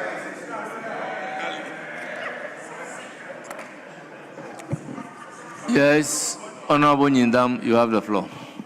Thank you, Right Honorable Speaker, for the opportunity to also contribute to the statements ably made by the minority leader. Mr. Speaker, I believe that we all here will not be happy if what happened to some of our colleagues directly happens to any of us. Mr. Speaker, in January 2023, 8 female students from China Senior High School in the Upper East region made some statements about former President Nana Addo Dankwa Akufo-Addo. And this is what they said. Mr. Speaker, they insulted the president to the extent that they even named the president head, and went ahead to say that they want to use the president head for Pito. We all saw it in this country. Today, you cannot see it. Mr. Speaker, today, the majority side never heard it. Mr. Speaker, the school authority decided to dismiss these students. But the president, Nana Addo Dankwa Akufo-Addo, intervened and told them to please find another disciplinary way not to dismiss the students because their future is important. Mr. Speaker, nobody, I am not endorsing irresponsible speeches. I am not endorsing it. And I will never endorse it. Today, my colleague Sam George mentioned a statement made by somebody and said that person is calling for the death of the president. It's an irresponsible speech. I will not endorse it. But Mr. Speaker, so must we arrest such a person and put the person in detention to the extent that we call a bail condition that that person cannot provide? Is that what we are calling for this country? Those speeches that those children made, these SS students, they were even fed by the government by then. They were never arrested. That is the difference. That is the, Mr. Speaker, today, depending on where you are, depending on where you sit, you will never see anything wrong. The majority will never see anything wrong. But, Mr. Speaker, I saw something wrong. Mr. Speaker, let's be careful. There are issues that we must speak with one voice. Speeches like this must receive a unanimous discussion from the House. But if we decide to politicize everything, tomorrow, Mr. Speaker, the tables will turn. The tables will turn. The tables will turn. Mr. Speaker,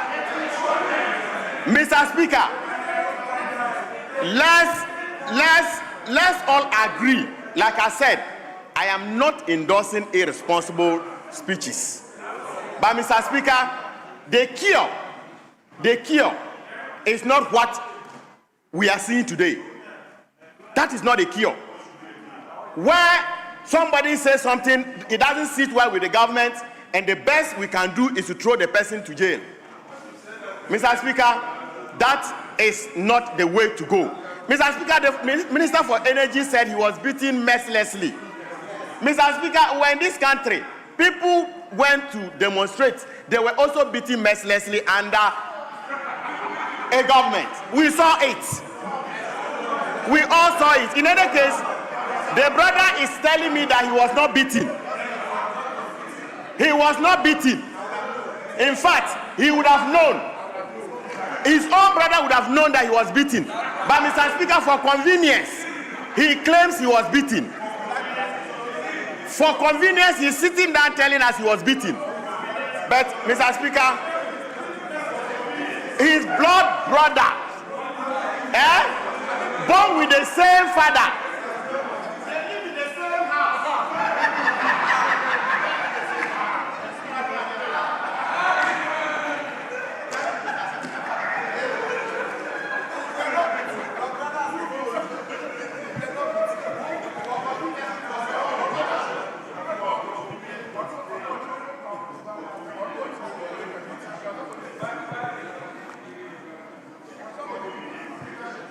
Yes, let me give the floor to the back.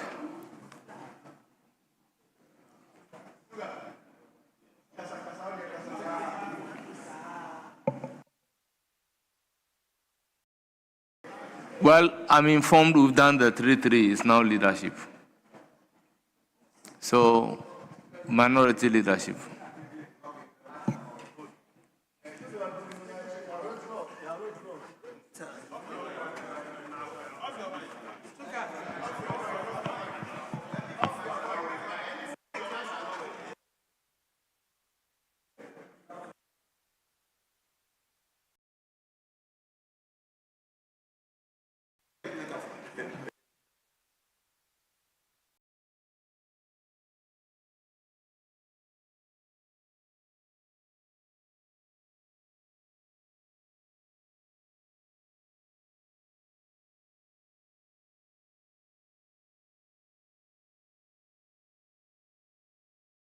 Honorable Jerry Ahmed, you have the floor.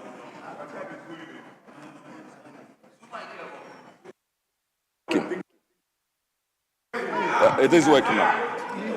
Speaker, let me thank you very much for this opportunity and then also commend highly the mighty minority leader, Osayin Alexander Kwame Afenyo-Markin.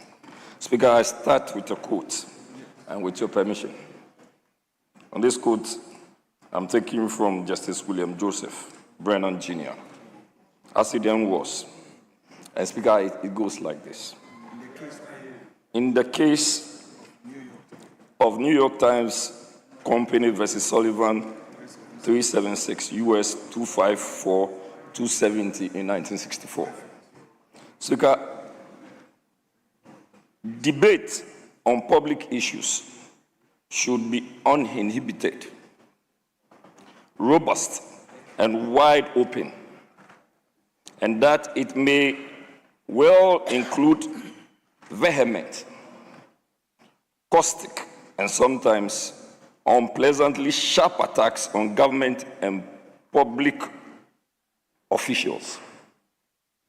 Speaker, it goes on to say that erroneous statement is inevitable in free debate, and it must be protected.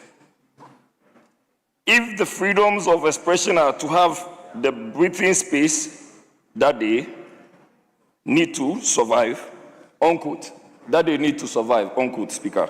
Speaker, I want to look at this as a political actor. And we are all seated here as honorable members of parliament who are political actors. Speaker, my wish would have been that we could have taken this statement and debated on same or commented on same without taking the political stance that we took. Speaker, whilst I proceed, let me make a clearer distinction that there is freedom of speech and there is press freedom. And Speaker, I start with another permission from you to quote from the Constitution of the Republic of Ghana. And Speaker, let me read Article 21, with your permission. 21:1. All persons shall have the right to A, freedom of speech and expression, which shall include freedom of the press and other media. Speaker, it's obvious that press freedom is a component of freedom of speech. And Speaker, let me proceed even with a further distinction. Freedom of speech is the right of individuals to express their opinions, ideas, and information without undue government censorship or punishment. It generally applies to all people. Speaker, emphasis is on all people. Speaker, when you come to press freedom, it is the right of journalists and media organizations, emphasis, journalists and media organizations, to gather, publish, and distribute news and information without government interference, censorship, or intimidation. Speaker, these are the clear, very distinct differences between freedom of speech and then press freedom, which press freedom is a component of freedom of speech. Speaker, as I now proceed, we have been, in very recent times, been confronted with a lot, and Speaker, the list is unending, a lot of arrests just because one is dealing with an issue of what? Expression, which is freedom of expression or freedom of speech. Speaker, people get to say very basic things and they are arrested. One is Dumso is back. And then you arrest the person. And Speaker, I have the list and I'm going to share with you. Speaker, the very recent one was published by one David Esando, who hinted that Dumso is back. Speaker, this young man was arrested from Aguna Stradru and was sent to a security institution unknown to his family and friends until about 2 days later. Speaker, I have a list of Kwame Bafo alias Abronye. I have John Intim Fojo. John Intimfojo, who is our colleague. I have Paul Adomachi. I have Daniel Adomaku. I have Muhammad Zakuo. I have Yahya Abiu. I have Fanti Comedy. Speaker, as we speak today, Fanti Comedy has been rearrested. Speaker, today, as we speak, Fanti Comedy has been rearrested. And you don't want us to talk about it because... Honourable member, your time is up. It's now the turn of the majority. Yes, majority. Please, everybody, 5 minutes. Mr. Speaker, today we are debating or commenting on a statement that relates to a very important principle enshrined in our Constitution, the freedom of speech. Mr. Speaker, in canvassing support for their claim that freedom of speech is under threat, they cite the case of a person who was allegedly arrested because that person said Dumso is back. Mr. Speaker, the irony of it is that that person was being arrested and prosecuted because that person was undermining somebody else's freedom of speech. That person was undermining somebody else's freedom of speech. Why do I say so? If you take somebody's poster, artwork, and you go and alter the artwork to say what the person did not say, Yes, it's a cybercrime.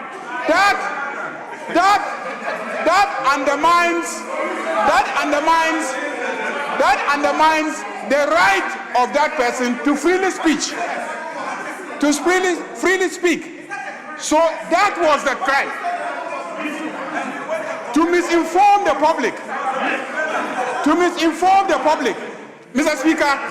Mr. Speaker, the issues before us border also on a second instance, which is somebody saying that the president should be killed. Somebody saying that the wife of the president.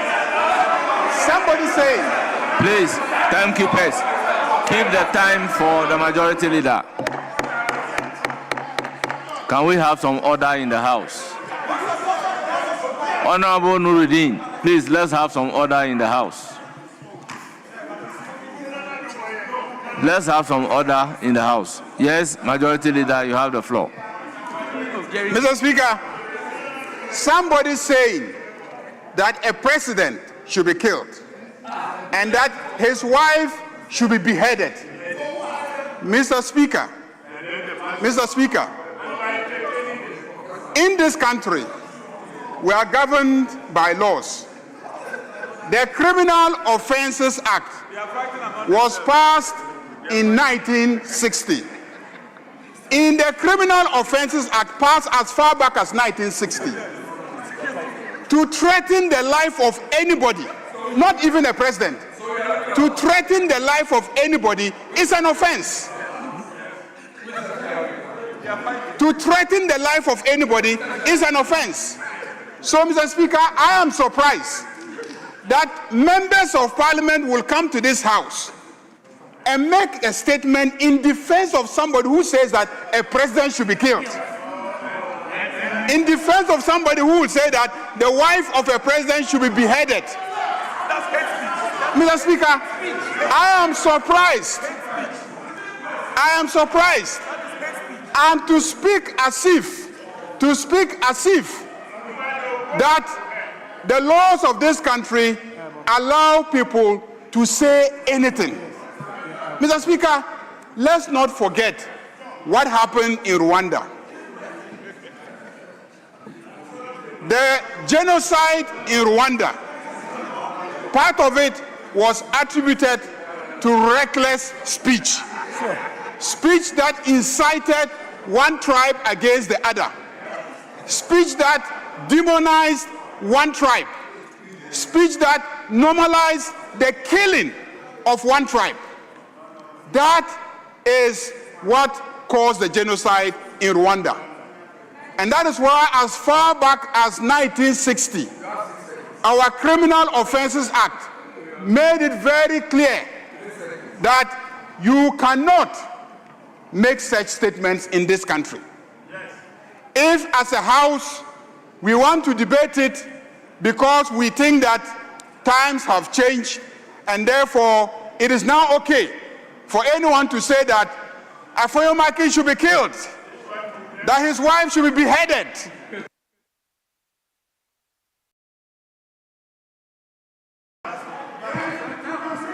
Honourable Majority Leader, with all due respect, your time is up. Honourable members, we will then take another statement standing in the name of Honourable Patricia Piaget, Member of Parliament for Asokwa.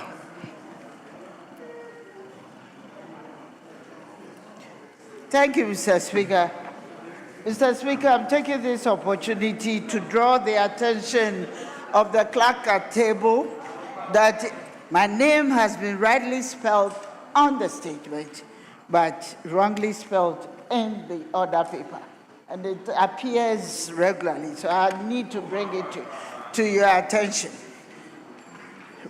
Mr. Speaker, I rise today to brief the august House about the fate of an estimated 12,000 women and girls in Ghana living with a very debilitating and humanizing condition called obstetric fistula. As representatives of the people, we can no longer ignore the challenges faced by the survivors of obstetric fistula, who are our mothers, daughters, and sisters. Mr. Speaker, let us consider what these women endure for a moment. Following prolonged obstructed labor without access to emergency delivery care, they develop a tear or an abnormal connection or a hole between the birth canal and the bladder or rectum, leaving them incontinent. As a result, they uncontrollably leak urine, feces, and sometimes both, and therefore carry along a smell. Mr. Speaker, beyond the physical pain and chronic medical complications, they face immense social stigma and isolation. Many would have lost their babies in the process, abandoned by their husbands and family,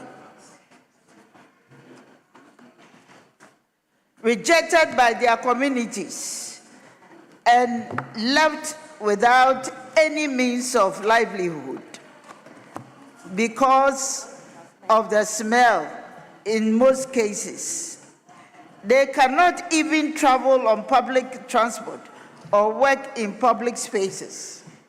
Mr. Speaker, if obstetric fistula was a person, I would profile such a person as lowly educated, married young, or got her first pregnancy as a teenager, mostly lived in rural areas with poor access to medical care, and would have lived with a fistula for between 2 years to as high as 20 plus years because she did not know it could be treated or because it cannot afford the repair cost. Often, the survivors come from northern part of Ghana or the Volta region. Right Honorable, a situation that is preventable, that is delaying the first pregnancy until the reproductive system is matured.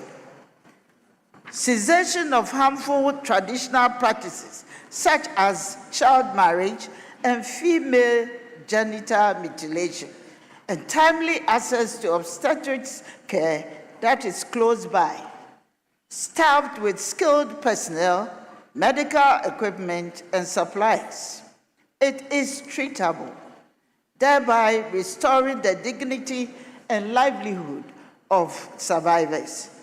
Mr. Speaker, a study in 2025 on the burden of obstetrics fistula in Ghana by UNFPA and the Ghana College of Physicians and Surgeons, it is estimated that roughly 2 cases occur out of every 1,000 deliveries. This translates to nearly 845 new cases each year. Yet each year, only 60 to 200 of these cases receive fistula repairs. Each year, May 23rd is observed globally as the International Day to End Obstetrics Fistula.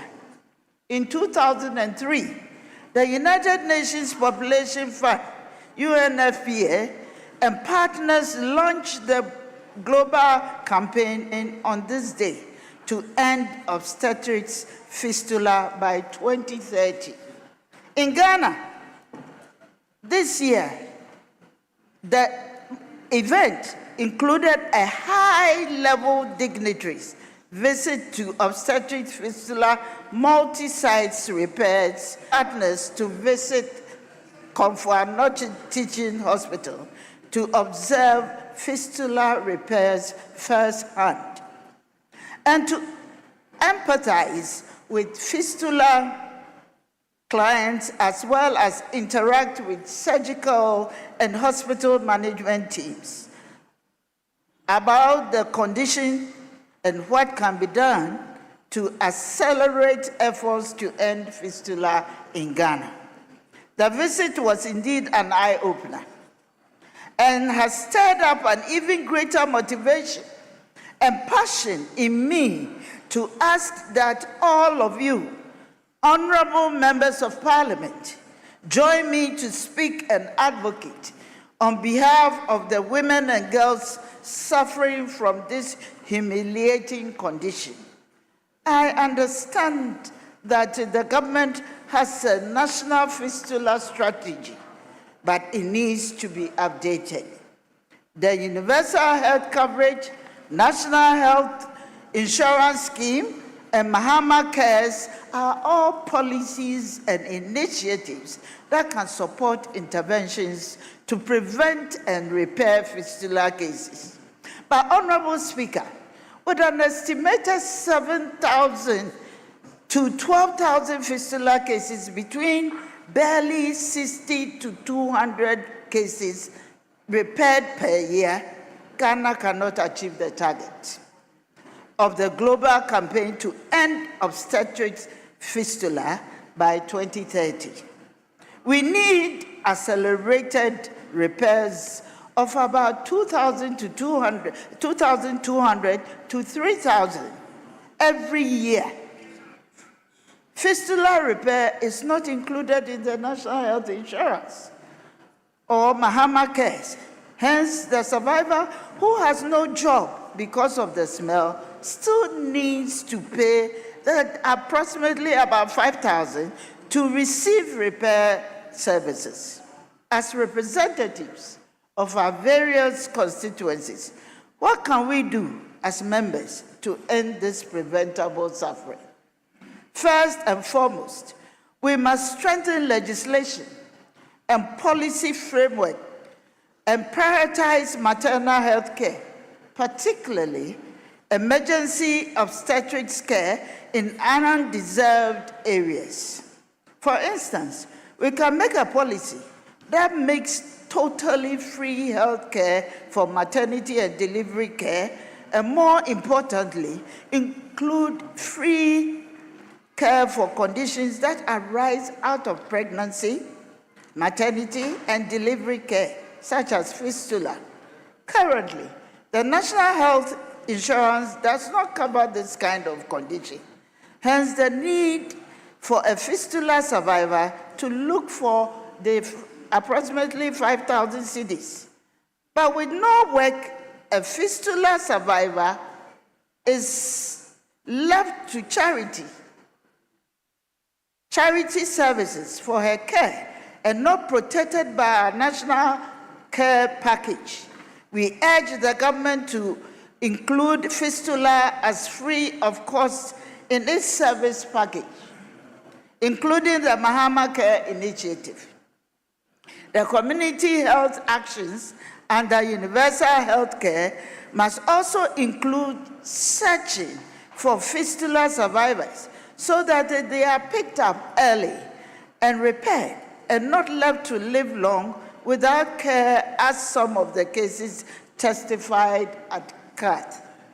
Secondly, we extend our request to the Ministry of Health and Ghana Health Services to increase capacity for repairs of fistula from the 200 cases per year to over 2,000 by having more sites located in prevalent zones with the capacity to repair.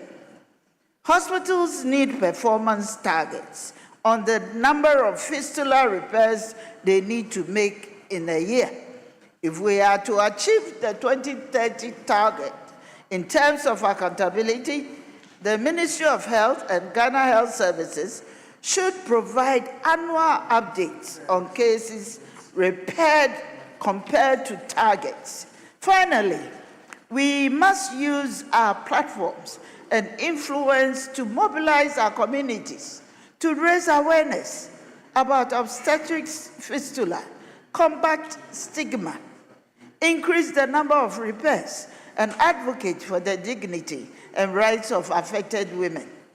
In working with traditional and religious leaders, we must proactively mobilize against teenage pregnancy and child marriage, and more importantly, support timely seeking care for the pregnant women to avoid delayed care that may lead to delivery complications.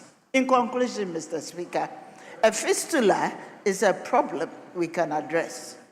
Let us pledge to work together to create a future where no woman suffers this preventable condition, where every expectant mother can receive the care she deserves, and where those who have already been affected find healing, support, and respect.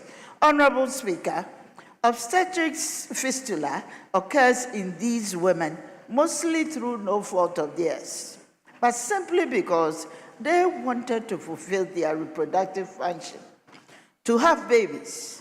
Sadly, despite their good intentions to contribute to humanity, we stigmatize and reject them. Perhaps we should support and celebrate them as heroes for life. Parliament, I wish to commend UNFPA and its partners for their work on fistula. I ask Parliament to let us join the partnership to end obstetrics fistula in Ghana now and act collectively to end obstetrics fistula in Ghana. I thank you for your attention. Thank you. Honourable members, that was a statement ably made. I will give the floor to Honourable Haji Aladi. Thank you, Mr. Speaker, for the opportunity to comment on the statement ably made by my colleague, the Deputy Minority Leader, Honourable Patricia Ejei. Mr. Speaker, obstetric fistula has been in the system for quite a long time, and it's a very worrying source of pain to most women. Listening to what she has said,